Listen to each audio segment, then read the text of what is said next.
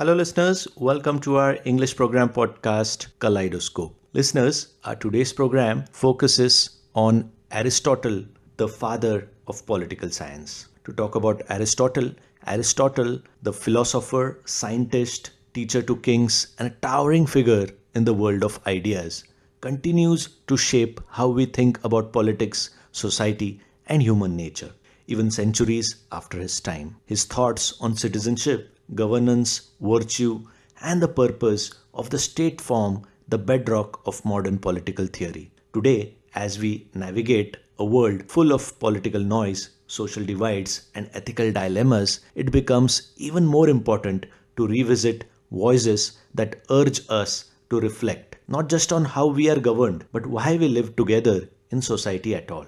To take us through the life, work, and continued relevance of this timeless thinker, Aristotle, we have in our studio Namrata Jahagirdar, who will talk about Aristotle, the father of political science. Talking about Namrata Jahagirdar, she is an assistant professor at Navroz Jivadia College, Pune. She is also pursuing her PhD in political science and international relations from Savitribai Phule, Pune University.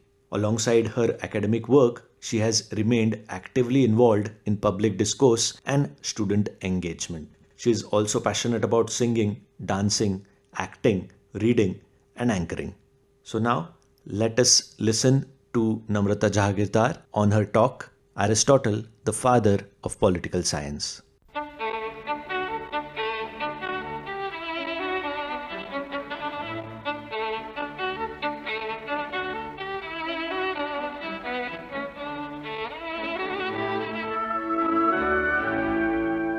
Hello listeners, this is Namrata. Today, I invite you to take a walk not through a battlefield or a parliament, but through the shaded courtyards of ancient school in Athens. There a man in simple robe walks slowly, thinking, questioning, observing. His name is none other than Aristotle, philosopher, scientist, teacher to so many kings, and the man widely remembered as the father of political science. Let us travel back together to over 1,000 years to understand how a man and his thoughts still shape our politics, our values, and our everyday choices. Aristotle was born in 384 BCE in a town called Stagira. Aristotle actually entered the world of knowledge very early. His father was a physician to Macedonian king. So Aristotle was surrounded by observation, structure, and discipline from childhood. At the age of 17, he moved to Athens and joined Plato's academy. Plato, the greatest teacher of a greatest student. For 20 years, he learned under Plato. But he did not always agree with his teacher, because Plato believed in the world of ideal forms. Plato believed that the real world is just a shadow, but Aristotle believed the real world is here, full of living beings, cities, emotions, and politics. Friends, Aristotle was more practical than Plato. He was more grounded. While Plato looked to the heavens, Aristotle looked at the earth. And this is where political science begins. Not as a dream, but as a study of what exists, what works, and how people live together in harmony. We might question why Aristotle is called as father of political science. Now just imagine a scientist studying behavior. Not of chemicals, material things, but of citizens. He doesn't sit in an ivory tower. He goes out in the society, he watches people, he watches how people live. He observes the cities, he observes the leaders. He doesn't preach ideals. He looks at the reality and asks, what works, why it works, and why it fails. This political scientist is none other than our own Aristotle. He was among the first to systematically study politics as a science, not an art subject, not mythology, not poetry, but through scientific methods of observation, comparison, and logic. Friends, do you believe that Aristotle studied 150 constitutions of city-states to understand how the governments rise and fall? He used methods such as empirical methods, analytical methods, which were very practical, which were very daily use methods. And this is exactly what modern political scientists still use. Aristotle believed that political science is a master science because it organizes all others for the sake of good life. Aristotle also believed that man is nature by a political animal. Most of you might think, how man can be a political animal? According to Aristotle, humans are not self-sufficient. All of us need language, community, shared values, society. And the polis, that is city-state, that is today's society, is the highest form of community we live in. It allows us to live not just for survival, but for the good life. It means we are meant to live in a community because no man is an island actually. All of us are a part of a continent, right? Look around today. Why do we feel the urge to post opinions on social media, join protests, vote in elections, start housing societies, form WhatsApp groups? It is because we naturally seek connection. We naturally seek common purpose. Being apolitical is also being political. And hence Aristotle believed that man is a political animal. For Aristotle, politics was not just about power. It is a moral science. He believed the ultimate aim of life is eudaimonia. So eudaimonia is a Greek word which translates into happiness or flourishing. The good for man is an activity of the soul in accordance to virtue. This means a life of virtue, a meaningful action of wisdom and justice. And where does this life unfold? Does this life unfold in isolation? Can any one of us truly live in isolation? We cannot. So this life unfolds in society, in a political community that nurtures the virtues of its citizens. So what makes a good life? And can we live it alone? Aristotle answered this question years before. Aristotle believed that we are political animals, not because we love politics, but because we can only become truly human with others. Here I quote Aristotle. He says, "He who is unable to live in a society or has no need because he is sufficient for himself must be either a beast or God." So if you cannot live in a society or you live in isolation, then you are either above humanity or either below humanity, but not a part of the humanity, is what Aristotle believed. So in short, to be fully human is to be a citizen, actively engaged in the life of a community. Aristotle's theory of citizenship describes what an ideal citizen should be. So listeners, all of us are citizens, all of us know about our rights. Very few of us know about our duties. But Aristotle actually explained what a citizen is and how a citizen should be. According to Aristotle, citizen is not just someone with a passport, not just someone with a voting right. For him, a citizen is one who takes part in the deliberation, the decision-making process. Citizen is one who debates, who votes, and takes part in shaping of the public life. A state is not mere society for exchange. It is a community of people aiming at good life.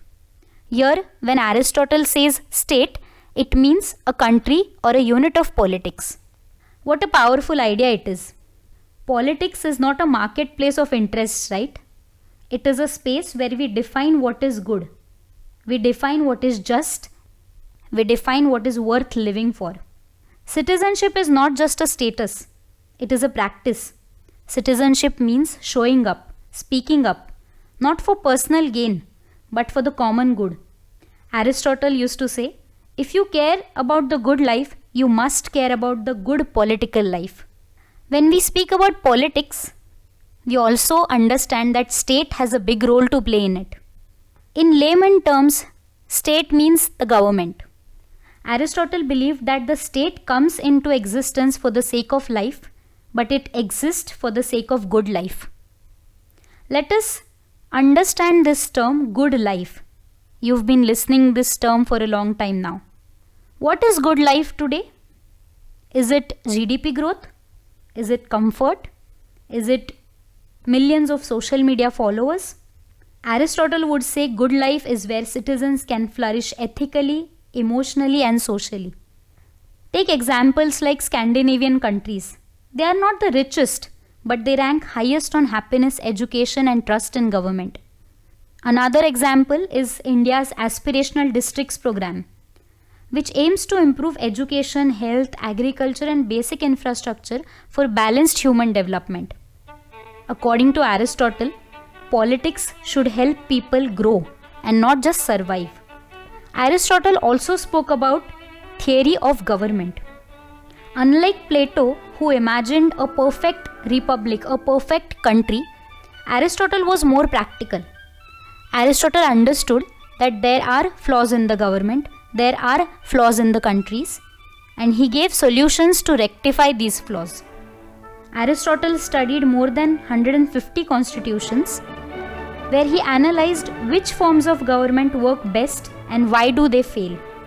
He classified governments on the basis of two criteria. First criteria was who rules, who should be the ruler, and second criteria, do they rule for themselves or for the common people. Aristotle classified the governments into multiple types, observing these 150 constitutions, where monarchy was somebody who rules for the good of all, aristocracy, rule of few wise men, polity, rule of many for the common good. But when corrupted, these forms become tyranny, oligarchy, and democracy. So monarchy, when corrupted, becomes tyranny. One who rules for himself is a ruler in the tyranny. Aristocracy is the rule of few wise people.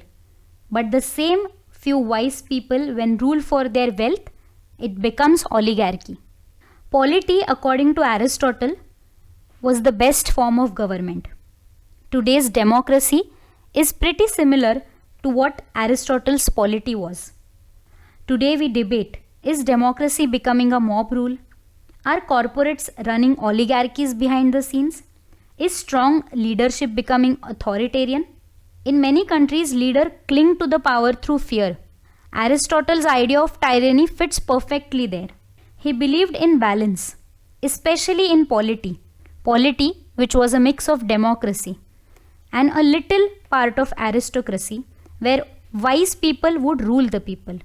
Today, modern constitutions like India's have checks and balances, independent judiciary, representative government to prevent all the extremes which Aristotle warned us about.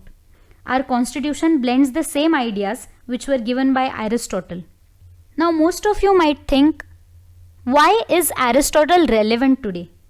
Somebody who lived almost 2000 years ago, is he still relevant for today's politics? You also may wonder, what does this mean for us in 2025? Why are we listening to some thinker who was present more than 2000 years ago? Today we live in a time of rising polarization, declining trust, and increasing loneliness. Our digital lives isolate us. Our political lives frustrate us. But Aristotle reminds us that the politics is not a dirty word. That citizenship is not just a right, it is a responsibility. That to live a good life, we must live with others for common good. Even our constitution echoes this spirit: justice, liberty, fraternity. The same vision Aristotle had long ago in ancient Athens. Today, when we often debate about democracy versus authoritarianism, we discuss the role of middle class, common people. We argue about the relationship between ethics and leadership. We are still living in the shadow of Aristotle.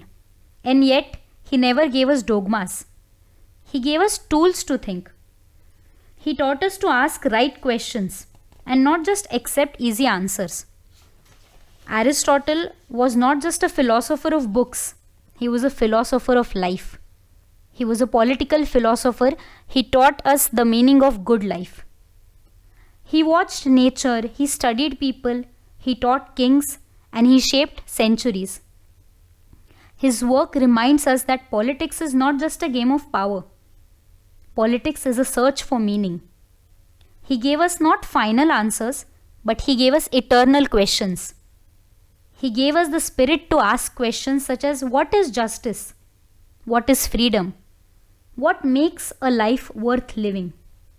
Dear friends, Aristotle never just wrote theories. He gave us a mirror. He gave us a mirror to see ourselves, not just as voters or citizens, but as people seeking meaning through society. In an age of fake news, polarization, and confusion, Aristotle asks us to return to reason, virtue, and common good.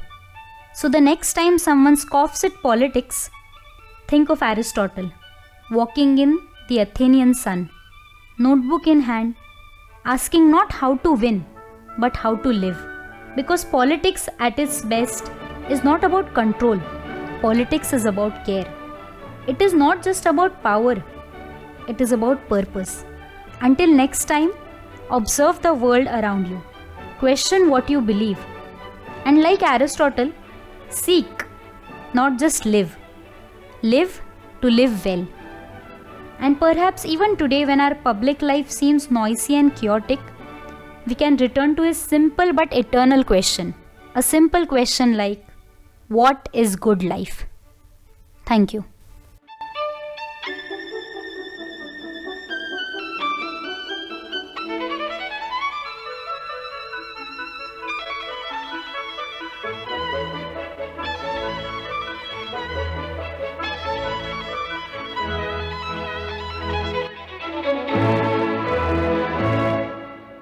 So, listeners, that was a talk on the topic Aristotle, the father of political science. This talk was given by Namrata Jahagirdar. Hope you enjoyed listening to her. Today, we were reminded that politics is not merely a matter of power and policies, but a space where we define justice, pursue the common good, and strive towards a meaningful life in community. Aristotle's questions about the good life, about citizenship, and about the role of ethics in governance remain strikingly relevant in today's fast changing world. So let's carry with us the idea that political thinking isn't just for textbooks or classrooms. It is a living guide for how we engage with the world and each other. So that's it in our today's program. Hope you enjoyed listening to our today's program. We will be back with another exciting program. Until then, thanks for listening and please stay tuned as our next program follows.